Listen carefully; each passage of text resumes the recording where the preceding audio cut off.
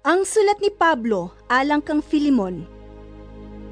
Gikan ni Pablo nga gibilanggo tungod kang Kristo Jesus ug gikan ni Timoteo nga atong igsuon alang kanimo Filemon nga among higala ug kauban sa buhat ug sa mga magtotoo nga nagtiguman sa imong balay ug alang kang Apia nga atong igsuong babay ug kang Arkipo nga atong kaubang sundalo. Mainyo ang grasya ug kalinaw sa Dios nga atong Amahan ug sa Ginoong Hesukristo. Gilakip ko ikaw igsuon sa matag higayon nga ako magampo ug nagpasalamat ako sa akong Dios tungod kanimo. Kay nakabalita ako sa imong gugma sa tanang katawhan sa Dios ug sa imong pagtuo sa Ginoong Hesus. Nagampo ako nga ang atong panaghiusa ingon nga mga magtotoo magdugang sa atong pagsabot sa tanang panalangin nga ato diha kang Kristo. Nakalipay og nakadasig pag-ayo kanako ang imong gugma. Minahal nga igsuon, tungod kay gidasig mo man ang tanang katawhan sa Dios. Tungod niini, nakabaton akong kaisog ingon nga imong igsuon diha kang Kristo, aron pagsugo kanimo sa paghimo sa anging buhaton. Apan tungod sa gugma, ako si Pablo, ang embahador ni Kristo Jesus nga gibilanggo karon tungod kaniya, maghangyo kanimo alang kang Onesimo nga akong anak diha kang Kristo. Nahimo akong amahan niya sa pagtuo samtang gibilanggo ako. Kaniadto wala siya kapuslanan kanimo, apan karon mapuslanon na siya kanimo ug kanako. Karon papaulion ko siya kanimo uban sa tibuok kong kasing-kasing.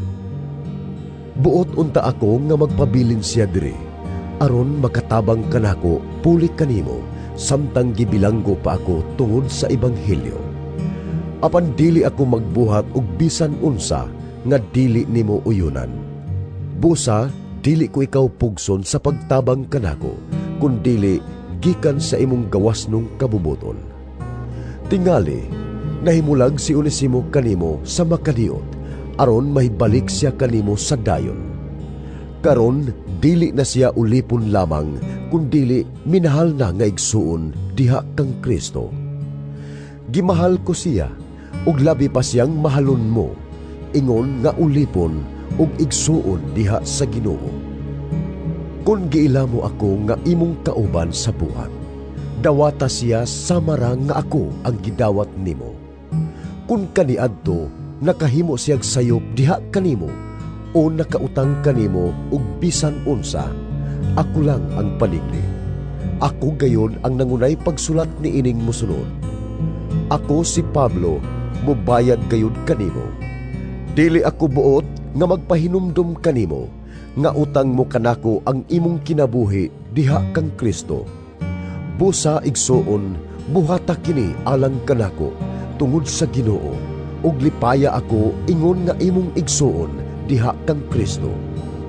Sa pagsulat ko niini, nagsalig ako nga buhaton mo gayud ang labaw pagani sa gihangyo ko kanimo. Andami usab akog lawak nga akong kaabutan, kay naglaom ako nga tubagon sa Dios ang inyong mga pag-ampo ug mahibalik gayud ako diha kaninyo. Nangumusta kaninyo si Epafras nga gibilanggo uban kanako tungod kang Kristo Jesus.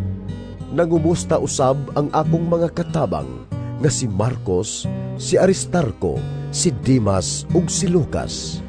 Mag-uban kaninyong tanan ang grasya sa Ginoong Hesukristo.